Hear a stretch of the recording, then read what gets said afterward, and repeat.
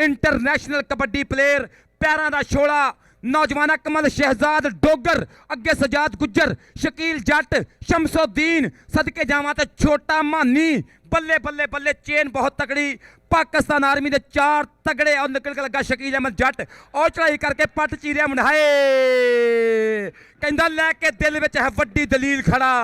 जड़ा सोच के आई रेडर ओए टोबे वाला है अगे शकील खड़ा टोबे वाला खिच्चां वजदियां पईयां रेफरी साहब दा इशारा नंबर आर्मी दा नंबर पाकिस्तान आर्मी मैं बार बार अज यही गल ते फोकस करन दिया कि कल दी कबड्डी पाकिस्तान दी तारीखी मुकाबले कल इंशाल्लाह पहला सेमीफाइनल ठीक 2 बजे सर मैं 2 बजे कह रहा हूं सर फिर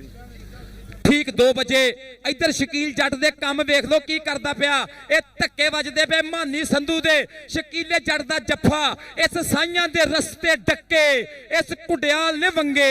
तगड़ा ते जोशीला कोई भी एदी थम और लगा सजाद गुज्जर एक फिर निकल के बाहर की नौजवान शकील अहमद जट 320 जींबे टोबा टेक सिंह बल्ले शकीलिया बन के है यो वड्डी दलील खड़ा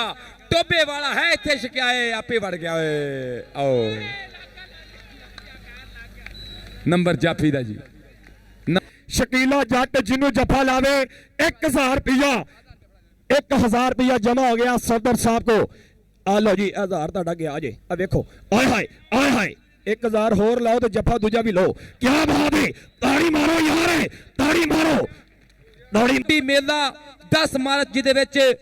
1 करोड़ रुपए के इनामात एक कार दी जाएगी 25 लाख की करोला कार एक ट्रैक्टर मान सम्मान किया जाएगा सारे प्लेयरों को मोटरसाइकिल नाल नवाजा जाएगा जिंदाबाद जी मानी संधू एक कैच है मोहम्मद शकील जट जी शकीलिया तेन रब दियां रखा अल्लाह माड़ी नजर तो बचावे।